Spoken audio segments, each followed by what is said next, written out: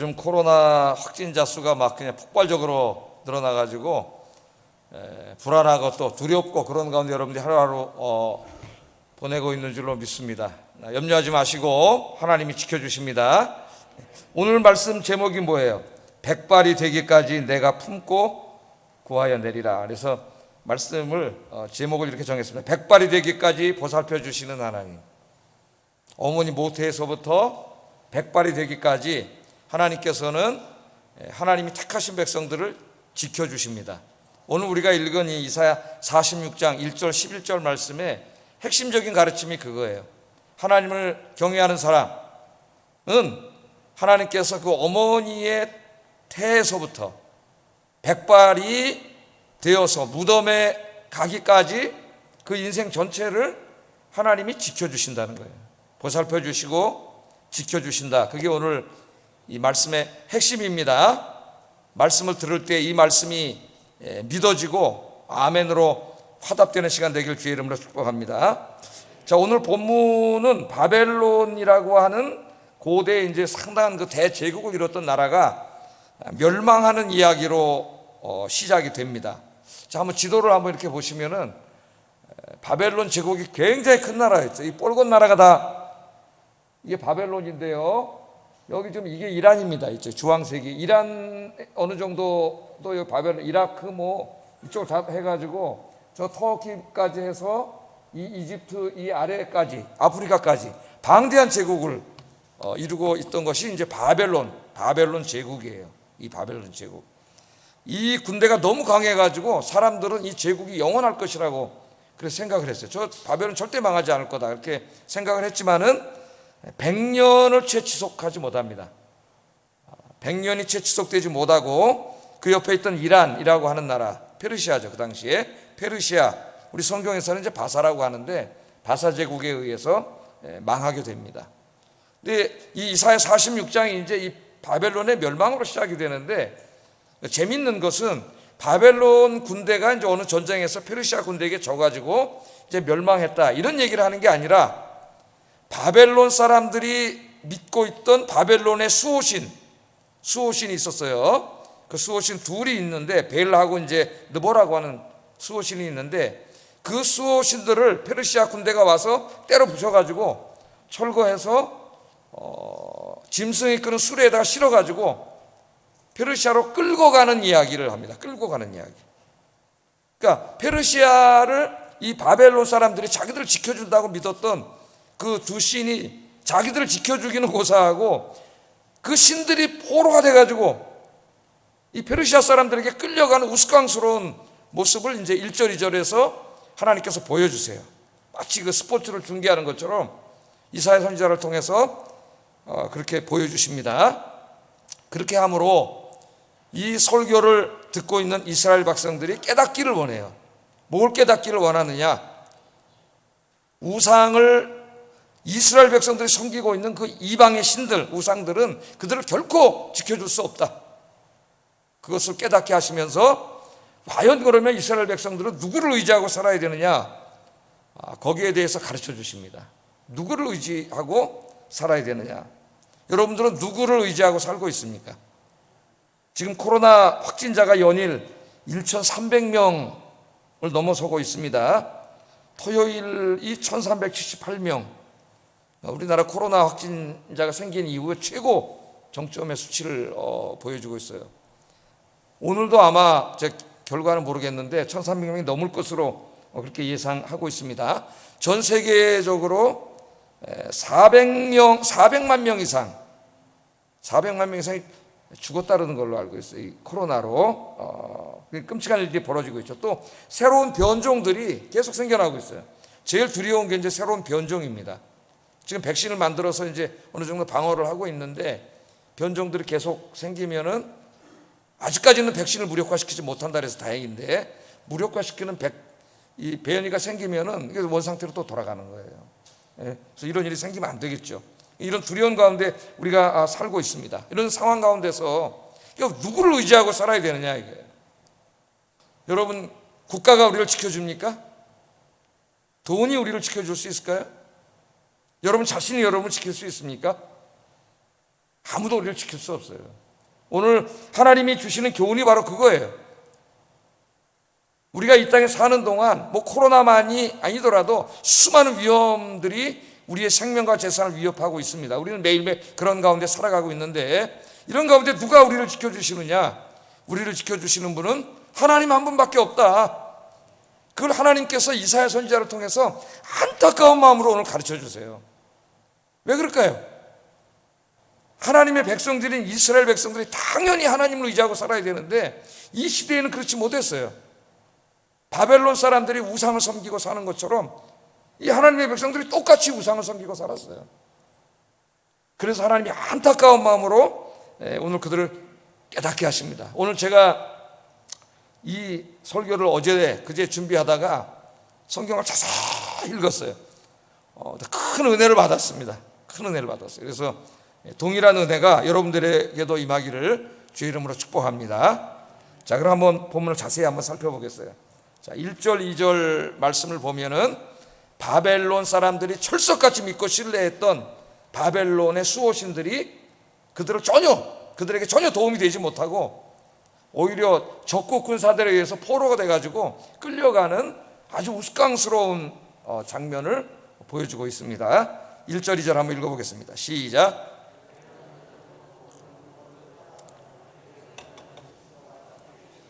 너희가 떠매고 다니던 그것들이 피곤한 짐승의 무거운 짐이 되었도다. 그들은 구부러졌고 그들은 일제히 엎드려졌으므로 그 짐을 구하여내지 못하고 자기들도 잡혀갔느니라. 아멘. 그렇게 말씀을 합니다. 지금 이 설교는 바벨론의 멸망에 대해서 이야기하고 있지만 누구에게 하고 있는 거예요? 이스라엘 백성들에게 하고 있는 거예요. 바벨론 사람들처럼 살면 너희도 똑같이 이렇게 된다. 바벨론 사람들의 삶이 얼마나 어리석은 삶인가, 그것을 보여주는 거죠. 타산지석으로 삼으라고 가르쳐 주는 겁니다. 자, 여기 보면 벨은 엎드러졌고 느보는 구부러졌다 이렇게 나와요. 벨하고 느보, 벨과 느보는 바벨론 사람들이 수호신으로 섬기고 있던 그런 굉장히 중요한 우두머리 신들입니다. 그래서 여기 벨은 그 뜻이 주라는 뜻이에요. 주. 우리가 하나님을 주님이라고 부르죠. 주님. 바벨론 사람들은 이 신을, 자기들이 믿는 신을 주님이라고 불렀는데 이게 벨이에요. 벨. 그런데 이 벨이 나중에는 이제 마루둑에게 그 호칭이 전가됩니다. 그래서 이 벨은 바벨론 사람들이 섬기던 마루둑이라고 하는 신이에요. 바벨론의 우두머리 신입니다. 그러니까 바벨론 사람들은 다실론 사회죠. 우리는 하나님 한 분밖에 없다는 것을 믿죠. 예? 그러나 바벨론 사람은 신이 굉장히 많아요. 그 신들 중에서 최고 우두머리 신이 누구냐면은 이 마루둑이에요. 마루둑. 그래서 마루둑을 벨이라고 불렀어요. 주님이라고 부른 거죠. 우리가 야훼 하나님 주님이라고 부른 것처럼 주님이라고 불렀습니다. 그래서 이 바벨론 사람들은 이 신을 벨 마루둑 그렇게 불렀어요. 벨 마루둑. 그러니까 벨 마루둑은 바벨론 사람들이 생각하기에 최고 우두머리 신이고 바벨론을 지켜주는 그런 신이에요. 이 신이 그 신을 이제 형상으로 만들어 놓고 섬긴 거죠. 진짜 그런 신이 있어요, 없어요? 어떤 사람은 또 성경에 이방 사람들이 믿는 신이라니까 진짜 신이 있다고 생각하는 사람, 그런 신은 없습니다. 그냥 바벨론 사람들이 자기들을 지켜주는 그런 어떤 강력한 어떤 그런 존재가 있었으면 좋겠다는 인간의 상상력으로 만들어 놓은 것을 형상으로 만들어 놓은 거예요. 존재하진 않아요. 이제 마르둑이고, 그 다음에 보면 느보는 구부러졌다 이렇게 말하면, 느보라고 하는 것은 이 마르둑의 아들 신으로서 바벨론 사람들의 지혜와 지식의 신입니다. 그러니까 당시 고대 바벨론 사람들은 과학과 수학이 굉장히 발달한 나라였어요. 지식을 존중한 나라였는데, 그러니까 지식과 우상이 함께 가는, 지금도 마찬가지죠, 인간들이. 그런 나라였어요. 하여튼 그게 중요한 게 아니라 여기서 중요한 건 뭐냐면 이 벨과 느보는 바벨론 사람들이 철석같이 신뢰하고 믿고 살았던 수호신이었다는 거예요. 수호신. 자, 그런데 어느 날 전쟁이 일어났습니다. 페르시아 군대가 쳐들어와요. 군대를 몰고 이제 페르시아의 왕인 고레스가, 성경에는 바사왕 고레스라고 나오죠. 고레스가 이제 군대를 몰고 쳐들어와요. 바벨론 사람들이 기도했겠죠. 자기 신에게, 벨하고 이 느보에게 가서 기도했겠죠. 우리가 하나님께 기도하듯이 자기들을 구해달라고 제사도 지내고 기도도 했습니다. 그리고 그들은 자기들이 믿는 신이 지켜줄 거라고 믿었어요. 근데 이게 웬일입니까? 페르시아 군대가 쳐들어왔는데 그 신들이 자기들을 지켜주기는커녕 자기들이 지금 어떻게 돼 있어요? 자기들이 포로가 됐어요. 자기들이 포로가 돼가지고 자기들이 지금 끌려가고 있습니다. 그 모습을 마치 하나님이 이사야를 통해서 중계하는 것처럼 이스라엘 백성들에게 중계해주고 있는 거예요. 끌려가는 모습을. 자, 근데 뭘 보여주는 겁니까 이게? 이 굉장히 우스꽝스러운 거죠.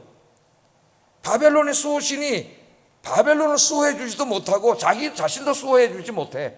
자기도 포로가 돼서 꽁꽁 묶여가지고 끌려가고 있는 거예요. 이 말씀을 통해서 이 우상을 섬기고 사는 사람들이 얼마나 어리석은 사람인가 그것을 보여주는 거죠. 자, 오늘 이 말씀을 계속 보세요. 벨은 엎드러졌고 느보는 구부러졌도다 그렇게 말한 다음에 그들의 우상들은 그렇게 말합니다. 그러니까 벨과 느보를 바벨론 사람들은 실제로 존재하는 신이라고 믿었고 신들 중에서 제일 강력한 신이라고 믿었고 페르시아가 쳐들어와도 자기들을 지켜줄 것이라고 믿었어요. 실제로 존재하는 신. 그런데 오늘 하나님께서는 이사야를 통하여 그 신들은 한낱 뭐에 불과해요?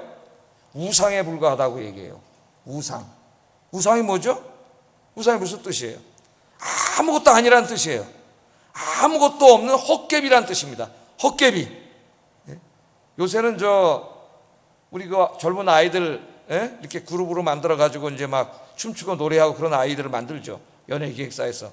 그 친구들을 뭐라 그래요? 아이돌이라 그래요. 아이돌. 우상이라고. 그게 좋은 게 아닌데. 우상이라 그래요. 아이돌. 그렇게 부릅니다. 이 아이돌의 뜻은 아무것도 아닌 헛개비라는 거예요. 그러니까 실체가 없는 헛개비. 실체가 없어요. 이방 신들은. 존재하는 신은 하나님밖에 없어요. 자기들이 만들어 놓은 신이에요. 그냥 금덩어리고 은덩어리고 돌덩어리고 나무를 깎아서 만든 신일 뿐이에요. 그리고 성경에 이제 그 아세라상은 목상입니다. 나무를 깎아서 만든 그런 신이에요. 아무런 어떤 말도 못하고 아무것도 아닌 거예요. 그냥 돌멩이고 나무고 금일 뿐이에요. 누가 만들었어요? 만들기는 자기들이 만들었잖아요. 자기들이. 성경은 하나님이 우리 인간을 창조하셨다고 가르치고 있는데 이 사람들은 자기들이 신을 만들어 놓고 자기들이 만든 신이 자기를 도와줄 거라고 생각하는 이 어리석은 삶을 살고 있는 거예요. 그 내용이 이제 6절 7절에 보면은 자세히 나옵니다. 이 이방인들이 믿는 그 신들이 그 실체가 뭔지를 자세히 설명을 해요. 우상에 불과하다는 것을 6절 7절 한번 읽어보겠습니다. 시작.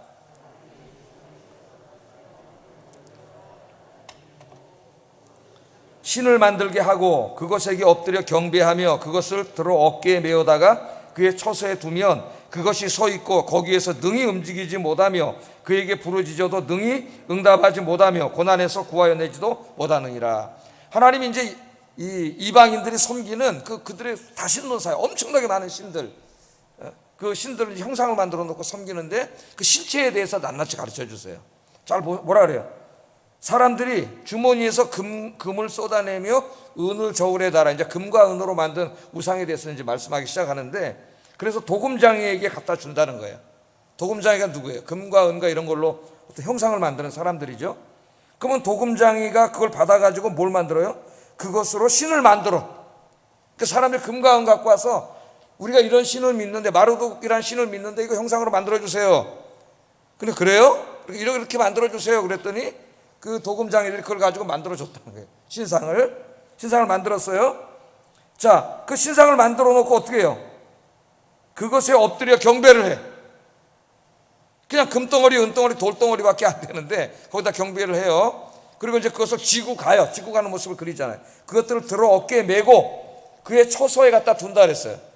돈 많은 사람들은 만들어서 자기 집에다가 하나 갖다 놓겠지만은 크게 만들어가지고 자기들의 신전에 갖다가 탁 갖다 놓는 거죠. 그걸 갖다가. 그게 신이라고. 갖다 놓는 거예요. 그리고 뭐 한다 그래요? 거기 가서 이제 기도하는 거죠. 근데 자, 말씀을 계속 보세요. 하나님이 우상을 뭐라 그러냐면 어깨에 메어다가 그의 처소에 놓으면 갖다 놨으니까 거기에 어떻게 서 있는 거지. 지가 뭐 움직일 수가 있어요. 뭐 말을 할 수가 있어요. 그냥 돌덩어리야. 금덩어리고. 그냥 물질 덩어리예요. 그냥. 사람들이 거기다 세워놓으니까 그냥 서 있는 거예요. 지금 하나님 말씀을 하십니다. 근데 사람들 세워놓고 뭐해? 거기 가서 부르짖어. 거기 가서 뭘 해달라고? 예? 지금 페르시아가 쳐들어오니까 지켜달라고 부르짖어요.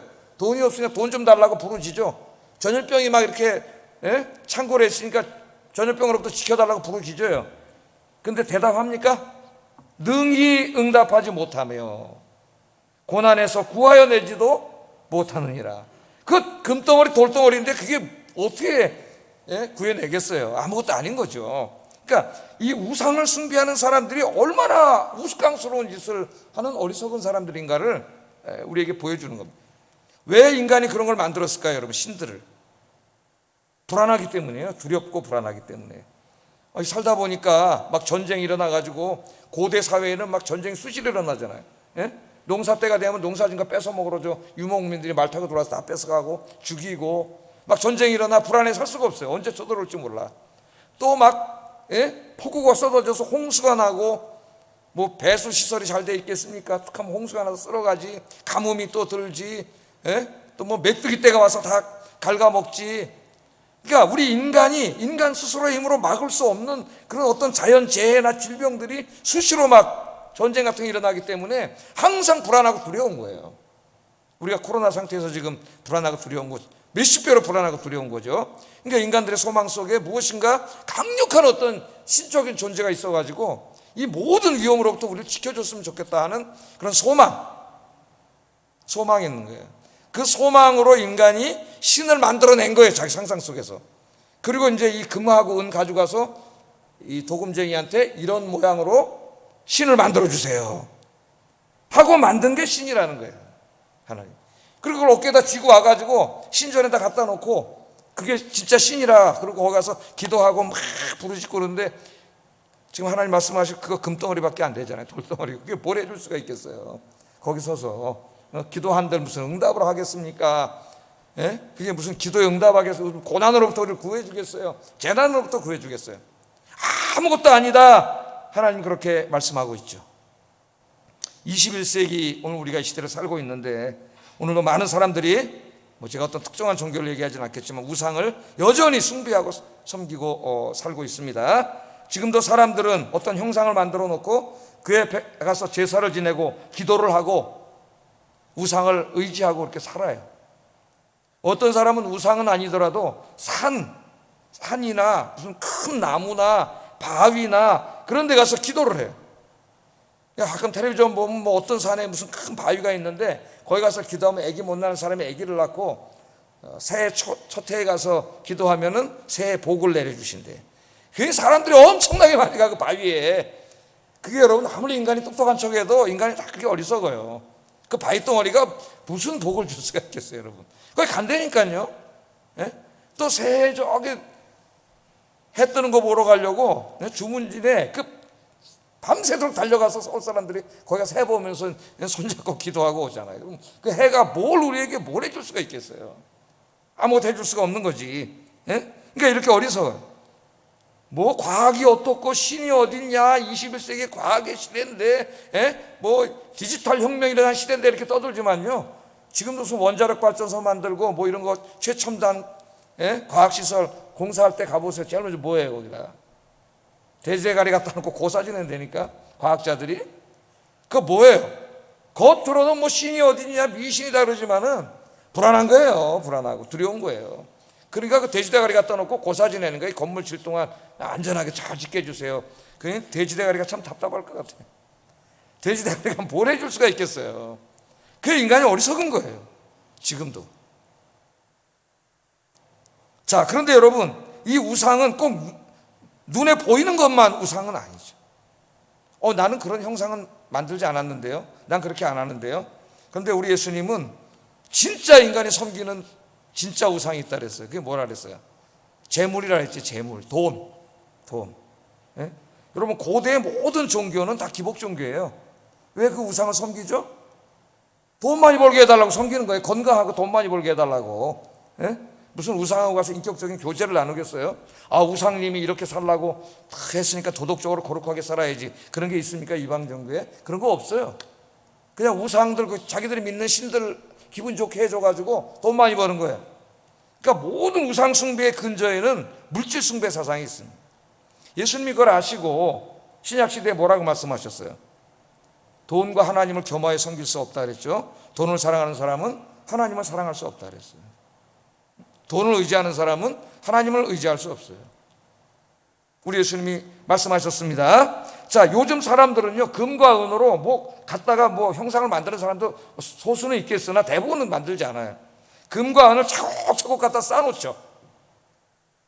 어느 백화점에서 보니까 진짜 금덩어리가 있더라고. 금귀에 집어넣는 금덩어리 많은 거 전시해 놨는데 제가 봤어요. 그거 얼마 하는지 모르겠는데 이만한 게 하나 더 있더라고, 금덩어리가. 네? 이 금과 은을 가지고 뭐합니까? 사람들이 집을 사고 땅을 사고 주식을 사고 여기저기 투자하고 투기하고 그렇게 하면서 그 돈을 하나님보다 더 의지하고 그렇게 사랑합니다. 우리 예수 믿는 사람도 뭐 별반 다름없는 것 같아요. 여러분들은 정말 누구 의지하고 사세요? 하나님 의지하고 사세요? 돈 의지하고 사세요? 이거 오늘 우리가 잘 생각을 해봐야 돼요. 하나님보다 더 의지하는 것, 그게 그 사람의 하나님이에요. 그게 우상입니다. 우상 숭배자는 하나님 나라에 들어갈 수 없어요. 우리가 무슨 꼭 어떤 형상을 만들어 놓고 절한다고 우상 숭배가 아니에요. 우리 예수님은 돈을 사랑하는 것이 일만하게 뿌리고 그게 우상 숭배라고 이야기했는데 많은 사람들이 하나님보다 더 돈을 사랑하고 돈을 의지하면서도 자기 우상 숭배 안 한다고 생각을 해요. 여러분, 저 우상이라고 하는 거는요, 오늘 하나님 말씀하신 대로 아무것도 아닙니다. 그냥 돌덩어리고 나무 깎아 놓은 거고 그냥 형상일 뿐이에요. 그 아무것도 아니죠. 그런데 그 우상 앞에 가서 사람들이 기도를 하고 절을 하고 종교적인 행위를 하면은 그 우상에게 악한 권세가 역사해요. 사탄이 역사하게 돼요, 거기에. 그러니까 조각가들이 그냥 조각상 하나 만들어 놓은 건 예술품일 뿐이지만은, 이 사람들이 어떤 종교적인 의미로 상을 만들어 놓고 거기 가서 종교 행위를 하면은 거기서부터는 악한 영이 역사해요. 사탄이 역사해요, 거기. 돈도 마찬가지예요. 돈은 가치 중립적인 겁니다. 어떻게 보면 교환 수단이에요. 그냥 돈으로 주면은 내가 물건을 살 수 있고 그런 게 돈이죠. 그러나 그 돈을 내가 사랑하기 시작하면은, 돈을 숭배하기 시작하면은, 돈을 의지하기 시작하면은 그 돈에 엄청난 악한 권세가 역사해요. 그래서 돈을 사랑하는 것이 일만하게 뿌리가 되는 거예요. 돈 때문에 모든 죄를 짓고 결국은 하나님보다 돈을 더 사랑하게 되는 거예요. 교회 와서 예배 드리고 기도하는 것도 돈 때문에 하는 거예요. 돈 많이 벌게 해주세요. 하나님은 나에게 돈 많이 벌게 해주는 수단일 뿐이지 하나님이 내가 궁극적으로 예배해야 될 목적이 아닌 거죠. 그런 신앙을 기복신앙이라고 한다 그랬죠. 그런 식으로 교회 다니는 사람이 많다 하는 거예요. 엄청나게 많아요. 하나님을 믿는 사람이 아닙니다. 그런 사람들은 돈을 믿는 사람이에요. 우상 숭배자예요. 뭐 여기 우리 아영교회는 그런 분이 없겠지만은 하나님보다 더 의지하는 것, 오늘 이 시간에 다 내려놓기를 주의 이름으로 축복합니다. 우리의 남은 인생은 하나님만 믿고 살아야 돼요. 저도 설교 준비하면서 솔직히 기도했습니다. 하나님 앞에 내가 정말 뭘 의지하고 사는가, 혼자 많이 기도를 했어요. 하나님 의지하고 살게 해주세요. 하나님만 의지하고 살게 해주세요. 그렇게 기도를 했어요. 자, 평생 동안 하나님께 소망 두고 하나님만 의지하고 살았던 다윗은 시편 39편 6절 7절에 이렇게 고백하고 있습니다. 읽어보겠습니다. 시작. 재물을 쌓으나 누가 거둘는지 알지 못하나이다. 주여, 이제 내가 무엇을 바라리요? 나의 소망은 주께 있습니다. 아멘. 자, 사람들이 그 돈 이런 거 헛된 일이죠. 헛된 일로 소란하고 막 그렇게 쌓고 재물을 쌓고 나중에 그 재물 뭐 자기 좀 살다 죽으면 누가 가져갈지도 모르는 재물을 쌓고 어리석게 하나님보다 재물을 더 사랑하고 재물을 돈을 더 의지하고 돈 많은 거 생각하면은 가슴이 편해지지만 하나님 의지하면 가슴이 하나도 안 편해진 이 신자라고 할 수가 없죠. 이런 사람들을 그렇게 살아가는데 그게 다 헛된 일이라는 거예요. 그러므로 뭐라 그래요? 이제 나는 무엇을 내가 바라겠느냐? 나의 소망은 오직 주님께 있습니다. 주님만 바라보고 살겠습니다. 그런 고백을 했습니다. 또 구약의 한 경건한 성도도 이런 고백을 해요. 시편 42편 5절 읽어보겠습니다. 시작. 어찌하여 낙심하며 어찌하여 내 속에서 불안해하는가? 너는 하나님께 소망을 두라. 그가 나타나 도우심으로 말미암아 내가 여전히 찬송하리로다. 아멘. 불안해하지 말고 두려워하지 말고, 아마 그런 마음이 있었던 것 같아요, 이 사람이. 그러니까 독백이잖아요, 지금 독백. 예? 자기가 자기에게 말하는 거예요. 자기가 불안하고 두려운 거예요. 지금 이 코로나가 막 이런 상황 속에서, 경제적으로도 막 불확실한 상황 속에서 내 지금 현재도 불안하고 미래도 불안하고 장래 노년도 불안하고 그런 거죠. 그러니까 막 낭망이 되고, 그러니까 신앙이 있는 사람이니까 그러면 안 되는데, 예? 자기한테 말하는 거예요. 내 영혼아, 네가 어찌하여 낙심하고 어찌하여 네 속에서 불안해하느냐. 그러면서 뭐라 그래? 자기에게 하나님께 소망을 두라 그러잖아요. 예? 하나님께 소망을 두라. 그러면 하나님이 나타나 도와주실 것이다. 아멘. 여러분, 우리를 지켜주시고 보살펴 주실 분은 하나님 한 분밖에 없습니다. 하나님보다 더 앞세우는 것, 의지하는 것 내려놓고 하나님만 의지하고 살기를 주의 이름으로 축복합니다. 자, 그러면 그 다음에 이제 이 말씀을 하면서 우리가 왜 하나님을 의지하고 살아야 되느냐, 도대체 하나님과 우리의 어떤 관계냐 하는 것을 이제 자세하게 우리에게 설명을 해주는데, 3절 4절에 보면 참 기가 막힌 말씀이 있어요. 성경을 잘 안 읽는 사람은 이런 말씀이 있는지도 모를 거예요, 성경에. 3절 4절 한번 읽어보겠습니다. 시작. 배에서 태어남으로부터 내게 안겼고 태에서 남으로부터 내게 업힌 너희여, 너희가 노년에 이르기까지 내가 그리하겠고 백발이 되기까지 내가 너희를 품을 것이라. 내가 지었은즉 내가 업을 것이요 내가 품고 구하여 내리라. 아멘. 자, 하나님은 어떤 분이냐, 여기 보면은 이스라엘 집, 그 다음에 뭐래? 이스라엘 집이요 이스라엘 집의 모든 자여, 이렇게 야곱의 집이요 이스라엘 집에 남은 모든 자여, 그렇게 말합니다. 야곱의 집, 이스라엘 지금 같은 말이죠. 같은 말로서 구약 성경에서는 이스라엘 백성들, 하나님의 택하신 백성들인 이스라엘 백성들을 말하겠지만은, 이제 모든 언약이 완성돼 신약 시대에 오면은 누구를 말하는 거예요? 예수 믿고 구원받은 모든 그리스도인들이죠. 모든 그리스도인들, 우리들에게 하시는 약속의 말씀입니다. 그래서 구약 성경에서 이스라엘에게 하신 약속의 말씀은 결국 모든 신약 성경에서는 그리스도인들에게 하신 약속의 말씀이에요. 이걸 잘 모르는 사람은 구약은 이스라엘이라고 하는 저 민족에게 한 이야기로 다 구성되어 있잖아요. 우리하고 무슨 상관이 있지? 그렇게 말하는데, 그 구약의 이스라엘 백성들이 신약에 오면 누가 되는 거예요? 예수 믿고 구원받은 사람들이 영적인 이스라엘이 되기 때문에 이스라엘 백성들에게 하신 모든 약속은 다 우리에게 하신 약속이에요, 그리스도인들에게. 자, 그렇게 받아들이면 되겠습니다. 자, 들을지어다 그러고 이제 말씀을 하시는데, 이 46장을 우리가 지금 읽었는데 44장에 보면은 하나님께서 이렇게 말씀을 하셔요. 내가 너를 어머니 모태에서 내가 너를 지었다. 하나님 그렇게 말씀을 합니다. 이사야 44장 2절부터 읽고 강해를 하겠습니다. 읽어보겠습니다. 시작.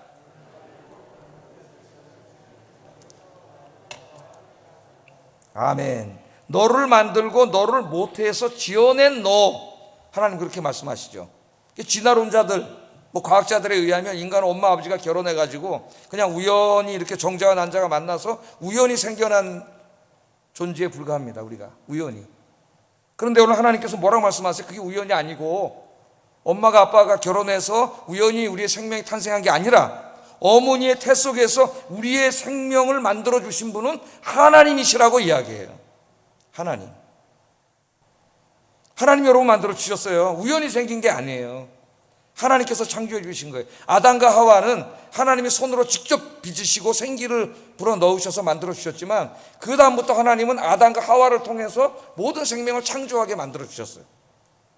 그래서 어머니 뱃속에서 우리의 생명이 잉태된 것은 우연히 된 게 아닙니다.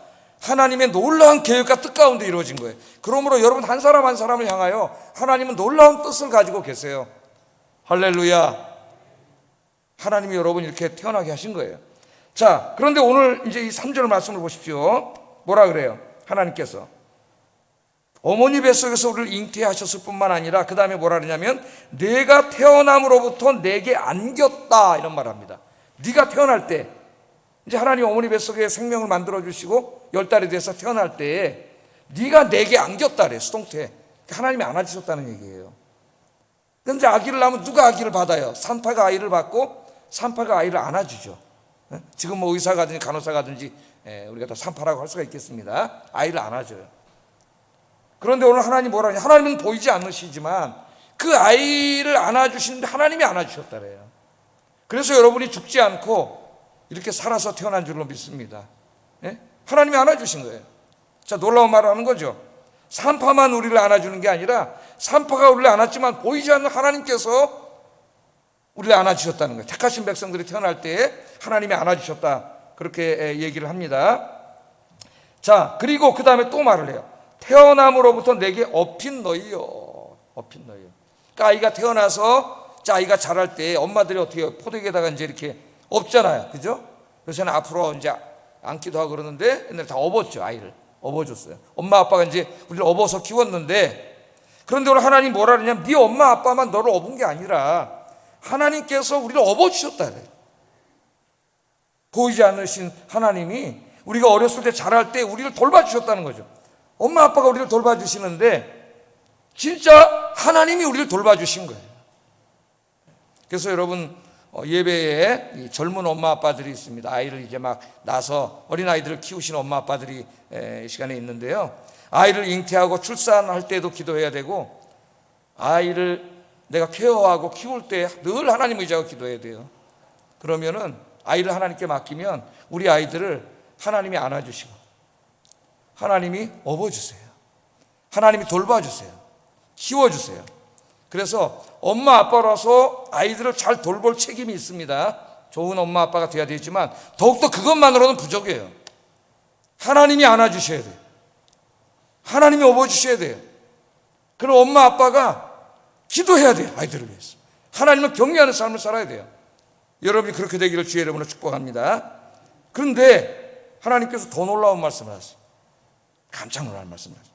그게 뭐냐면은 너희가 노년에 이르기까지 그리하겠고 백발이 되기까지 내가 너희를 품을 것이다, 이 말씀을 하십니다. 네? 자, 놀라운 말씀 아닙니까? 육신의 부모님은 우리가 아이일 때 안아주세요. 업어주시고. 그러나 이제 우리가 자라서 청년이 되고 어른이 되면 더 이상 안아주지 않습니다. 업어주지 않아요. 우리가 이제 자랐죠. 제 나이가 됐습니다. 저는 이제 부모님도 다 돌아가셨어요. 4분의 부모님이 다 돌아가시고 이제 고아가 됐습니다. 아무도 저를 돌봐줄 사람이 없어요. 그런데 하나님께서 뭐라 그러냐면 네가 노년이 되기까지 내가 그리하겠고, 그 말은 뭐예요? 노년이 되어도 노년이 되어도 내가 너를 업어주고 안아준다는 말씀입니다. 백발이 되기까지. 제가 이제 머리가 까맣지만은 요 이제 좀 있으면 백발이 됩니다. 염색약이 빠지면. 백발이 되어서 정말 우리 그럴 때가 있죠. 다 누구나 그때가 옵니다. 무덤에 들어갈 때까지, 그때까지도, 그때도 어떻게 한다고요? 그때 누가 나를 보살펴 주겠어요? 하나님께서 나를 안아주시고 업어주시고 보살펴 주시고 구해 주신다고 오늘 이 말씀의 이야기를 하고 있어요. 그래서 제가 이 말씀을 한 10년 전에는 이제 이사야서로 수요일을 가르치면서 이렇게 쭉 강의를 했어요. 그때는 제 생각 머릿속에 그냥 하나님이 끝까지 지켜주십니다, 이 정도 설교했습니다. 그런데 제가 지금 이제 그 이후에 어머님, 아버님 이제 연세 드시고 이렇게 돌아가시고 이런 모습들을 보고 저도 나이를 먹어가면서 이 말씀을 깊이 묵상하 눈물이 나더라고. 제가 이제 저도 한 살 한 살 더 먹어가면서 눈물이 나요. 아, 어머니 아버지가 아프시고 또 어떻게 외롭게 그렇게 계실 때에도 혼자가 아니셨구나. 할렐루야. 하나님이 다, 하나님의 백성들은 품어주시고 안아주셨구나. 그것을 깨닫게 돼요. 그리고 저 자신의 인생도 마찬가지죠. 저도 이제 한 살, 두 살 먹고 이렇게 한 살, 두 살 먹어가는데 점점 이제 나이가 들어가고 있습니다. 그게 언젠가는 기력이 쇠해지겠죠. 저는 하나님 앞에 늘 기도하고 있어요. 제가 하여튼 두 발로 걸어다니고 제 일을 다 하다가 어느 날 그 상태에서 가게 해주세요. 내가 다 약해져가지고 걷지 못하고 그렇게 돼서 누구에게인가 내 삶을 의지하는 일은 절대 생기지 않도록 저희 집사람이나 저나 그렇게 되게 해주세요. 기도를 합니다. 모세가 죽을 때 눈과 기력이 쇠해지지 않고 강건한 상태에서 갔잖아요. 그러나 우리가 장담할 수는 없는 거죠. 그죠? 많은 사람들이 오늘 저 서울, 경기도 뭐 지방에 가면 요양병원이 엄청나게 많은데 그 자리가 없어서 못 들어갈 정도로 많은 우리 어머니 아버님들이 지금 거기 와 계시죠. 어느 날 나이가 들어서 내가 기력이 없어서 내가 스스로 움직이지 못할 때 누군가의 도움을 받을 날이 옵니다. 우리 인간에게.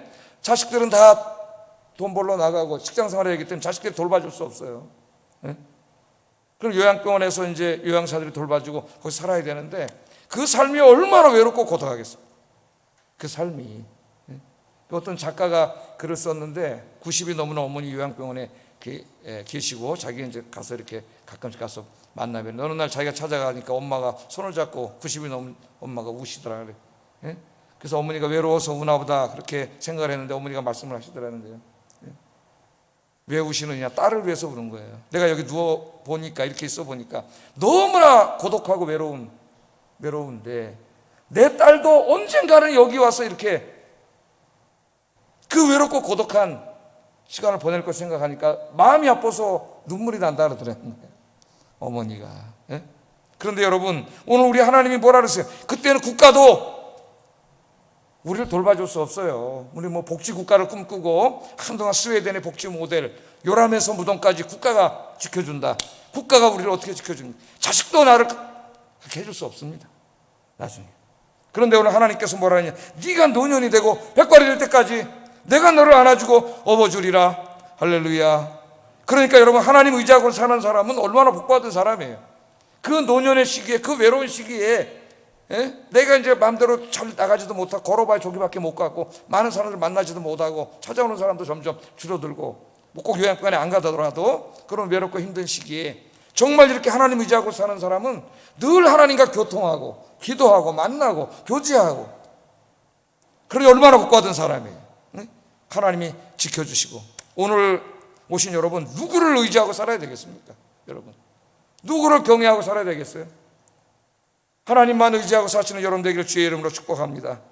구약의 한 경건한 성도는 이렇게 고백합니다. 시편 71편 5절 6절 읽어보겠습니다. 시작. 내가 모태에서부터 주를 의지하였으며 나의 어머니의 배에서부터 주께서 나를 택하셨사오니 나는 항상 주님을 찬송합니다. 얼마나 경건한 고백이에요. 주는 나의 소망이 되시고 내가 어릴 때부터 신뢰한 주님이시라. 오늘 우리 젊은 분들도 많이 나와서 예배를 드리는데 또 우리 아이들도 있습니다. 어릴 때부터 하나님을 의지하고 사는 법을 가르쳐야 돼요. 아무도 나에게 나중에 의지가 되지 않습니다. 하나님 한 분밖에 의지가 되지 않아요. 하나님 의지하고 사는 게 막 기도하는 거죠. 어쩌면 이 코로나가 점점 심해지고 확진되는 상태에 하나님의 뜻이 있다고 봐요. 깨닫게 하려고 기도하라고. 근데 우리 한국교회가 잘 안 하는 것 같아요. 지금도 기도하라고 하시는데 기도하지 않으면 해결될 리가 없겠죠. 일이. 여러분도 더 많이 기도하시기 바랍니다. 어려서부터 우리 아이들이 하나님 의지하고 사는 법을 가르쳐야 돼요.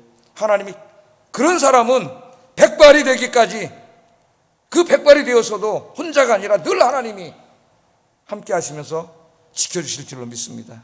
하나님 이렇게 말하면서 뭐라 그래요? 5절 한번 읽어보겠습니다. 시작. 누구에게 비기며 누구와 짝하며 누구와 비교하며 서로 같다 하겠느냐. 이 하나님과 도대체 우리가 누구를 비교할 수가 있겠습니까? 여러분, 우리를 이렇게 사랑하시고 우리 노년까지 우리를 끝까지 지켜주시는 그런 분이 하나님 외에 누가 있어요? 여러분 자라가면서 또 이 젊은 분들 이 살아가는 인생 속에 계속 함께 계시면서 지켜주시는 분이 누구예요? 하나님밖에 없어요. 하나님. 그런데 왜 자꾸 다른 데 가서 시간을 다 보내고 하나님보다 돈도 사랑하고 세상을 더 사랑하고 돈 의지하고 세상 의지하고 왜 그렇게 살아가는 거예요? 9절 말씀도 한번 읽어보겠습니다. 시작. 너희는 옛적 일을 기억하라. 나는 하나님이라. 나 외에 다른 이가 없느니라. 나는 하나님이라. 나 같은 이가 없느니라. 하나님 계속 말씀하잖아요. 이 하나님 짝사랑. 나 같은 이가 없느니라. 나만큼 너를 사랑하고 너를 보살펴 줄 그럴 존재가 이 땅에 어디 있냐는 거예요. 오늘 하나님 말씀을 들으면서 이 말씀을 깨닫고 남은 평생 동안 주님만 경배하고 주님만 의지하고 사시는 여러분 되기를 주의 이름으로 축복합니다. 기도하겠습니다. 자, 말씀을 생각하면서 기도하겠습니다. 말씀은 한쪽 귀로 듣고 흘리면 절대 안 돼요. 들은 말씀은 여러분 가슴속으로 내려와서 꽃을 피워야 됩니다. 첫째, 이 세상에 그 누구도 그 무엇도 나를 지켜줄 수 없다는 것을 깨닫고 세상의 것들 의지하지 않게 하소서. 중요한 기도입니다. 두 번째, 나를 어머니의 모태부터 지켜주셨고 백발이 성성할 때까지 지켜주시는 하나님의 은혜에 감사하면서 하나님만 의지하며 기도하며 살게 하소서. 기도하겠습니다.